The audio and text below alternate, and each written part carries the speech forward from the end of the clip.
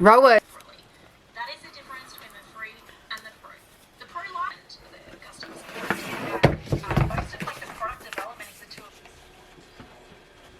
Am I going too much with the beans? I don't know. I'm having fun now.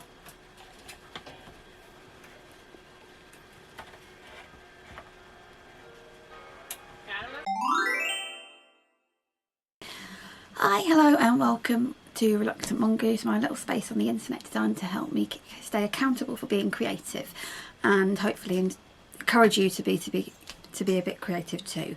My name is Lil and today I have been rummaging around in my box of untouched crafts and untouched kits and things like that for something to fill the gap between my last video and when the potted 12 days of clay arrived, which has now arrived, but obviously there was a gap in between, so I had to film something in between to stay on kind of schedule with what I was doing. And so without further ado, let's get on with that. So instead of aimlessly rambling, I thought I'd attempt writing a bit of a script for this video.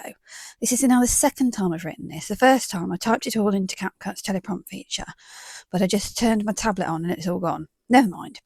The project we're doing today is this wooden pre-cut diorama thingy. I bought this years ago from a small business called Little Boutique. I think they're based in the south of the UK somewhere, but they sell a lot through Facebook groups online and mostly focus on apparel these days. I bought these two other cute kits at the same time and I managed to decorate them and put them together last year. I like how they both turned out, so let's see if we can make this one as effective.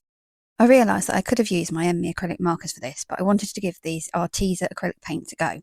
They were bought in the original intention of revitalising Stuart the gnome, but I ended up using the markers for that, and I think the switch was the right call. Markers are great for those 3D projects, while paint and brush cover flat areas really, really well, as you can see. These paints have been sat gathering dust for about 4 years, and I thought I hadn't used them, but apparently I had. I wish I could remember what I did with them. I didn't prime this surface before painting it, and in all honesty, it's only just occurred to me that I could or should have. Was really absorbent, especially this MDF type stuff, so there's never really an issue like there is when you're painting something impermeable like a garden gnome. I wanted to give this like a cosy cottage in the forest at night vibes with the stars in the arch. It's what it told me it wanted. I tried to mix like an inky night sky with a bit of blue and purple, but I added way too much black and that just took over. So, lesson to be learned, be careful if you ever add black to darken a colour, as it will and can take over. And here we come to the next issue with writing a script ahead of recording the audio. I've run out of things to say on this bit, and my next bit of blabber doesn't start until I get the green out and start painting the tree, which, as luck would have it, is about now. So, having learned from my previous mistake with the black, I leaned into a bit of colour theory and used some red to mute the green a bit because it was a bit too vibrant for what I wanted. But I added too much and it turned into a murky purpley brown. A bit more green did pull it back to the right colour profile though, so it worked. Quick cut to the tea to show how wibbly wobbly my table is. Difficult to work with when you're trying to film something steady.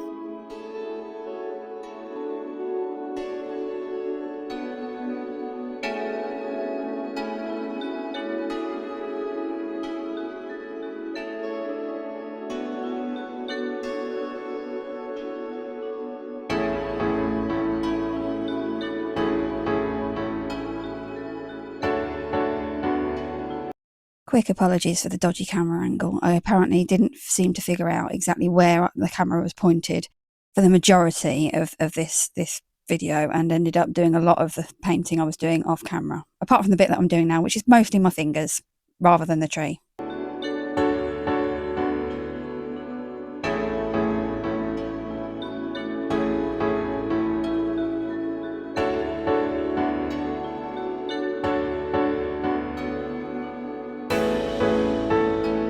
I painted the buildings in dark tones to stay within the cosy forest at night theme.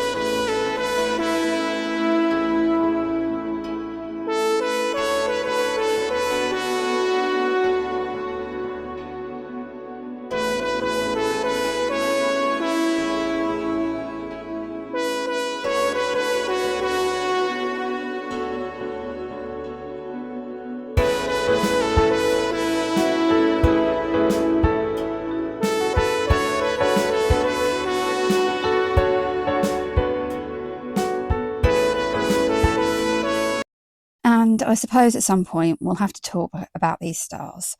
What on earth did I think I was doing to that first star? I gave it an extra point, clearly didn't notice any kind of symmetry in that at all. Don't worry, I did go back and fix it and used a paint pen for it, as the yellow in this set was kind of transparent and the pens are just so more superior for this. I also used the paint pen to create a bit of a glow from these cutout stars, which I later put some LEDs behind. Dabbing it out with a technique that I've seen a picture purpose use for blending out some of her acrylic marker accent.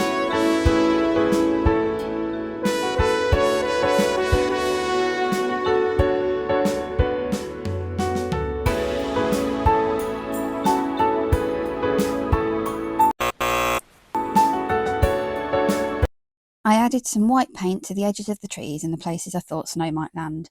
I used a manky old brush that had some of those bristles that stick out in it, as it added to the sort of snow drifty effect.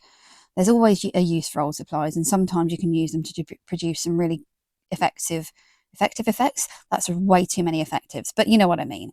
And they can often be used to achieve different and more interesting effects than you might get with better quality or newer supplies.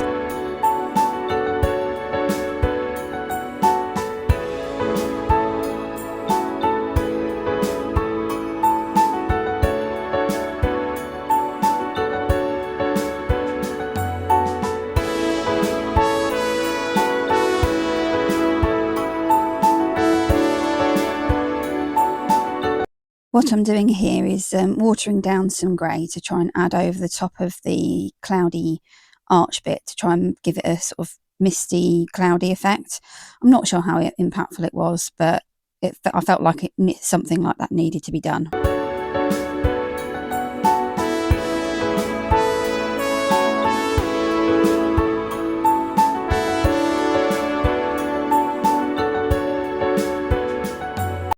Something I really enjoyed about doing this was just being able to get the paints out again.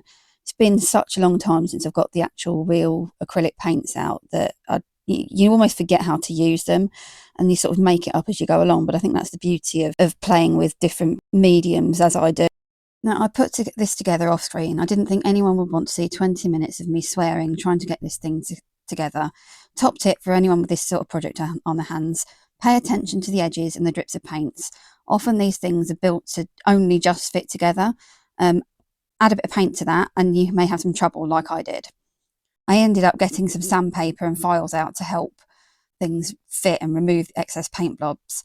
I later added hot glue to some areas just to reinforce the joints.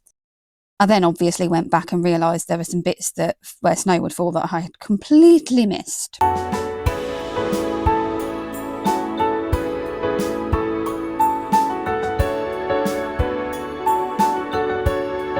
There I go, touching up that horrible star again. And I swear one day I'll get the camera angles right. It's very difficult to know how to do these things, especially when you're only sort of 5 or 6 videos in. I'm sure I'll crack it eventually. The next thing I did here was add some LED lights. LED lights always make this sort of project come together and look a lot more professional, in my opinion anyway. Helps emphasise those cosy vibes that we're going for, or at least that I'm going for with this one today.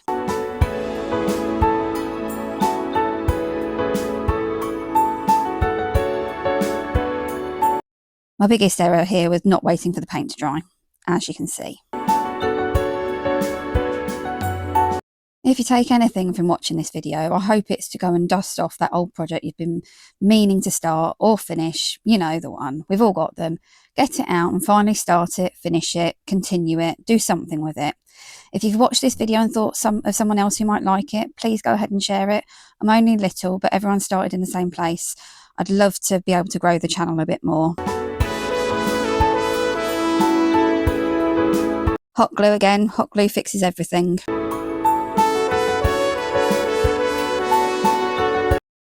This white fluffy stuff that I'm adding is actually the insert for cushions that you get.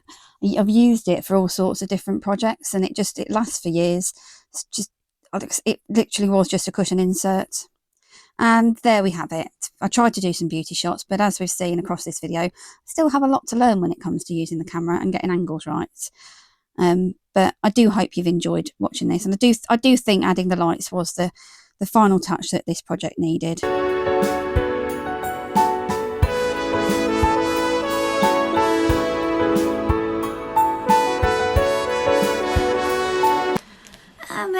it. Thank you so very much for watching. Do subscribe if you like what you're seeing, like the video if you like the video, and leave me a comment below.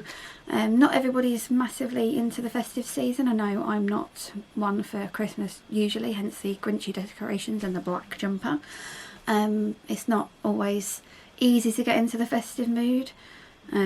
Obviously having kids makes it slightly easier, and I do a bit more for the stepkids. But yeah, that's it for this week. Hopefully I'll get the 12 Days of Clay started, filmed and then edited very soon, and we'll be back with that. Bye!